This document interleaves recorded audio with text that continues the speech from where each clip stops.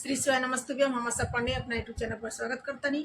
रउआ सबके बीच बहुत ही प्यारा, बहुत ही सुंदर दूर पूजा गीत सुनाओ जतनी अच्छा लगे तो लाइक करें, शेयर करें और कमेंट पे बताएं। अगर चैनल के सब्सक्राइब नहीं किए तो मेरे चैनल के सब्सक्राइब कर दी ताकि जब भी गाना अपलोड करी तो रउआ सबके बीच पहुंचे।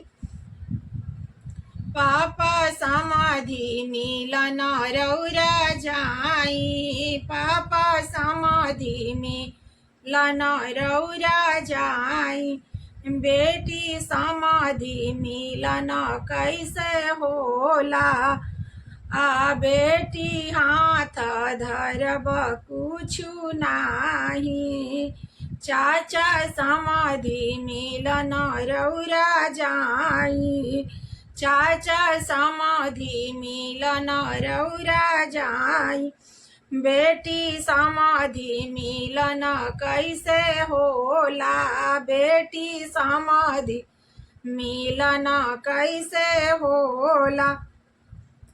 पापा हाथावा के लेली तिला चौरा, चाचा हाथावा के लेली तिला चौरा, पापा असही मिलन आजू होला, चाचा असही मिलन आजू होला, पापा नवही लाख रुपैया, पापा नवही लाख रुपैया, पापा वो सही मिलन आजू होला, पापा वो सही मिलन आजू होला, पापा समाधि मिलन रौरा जाई, चाचा समाधि मिलन रौरा जाई।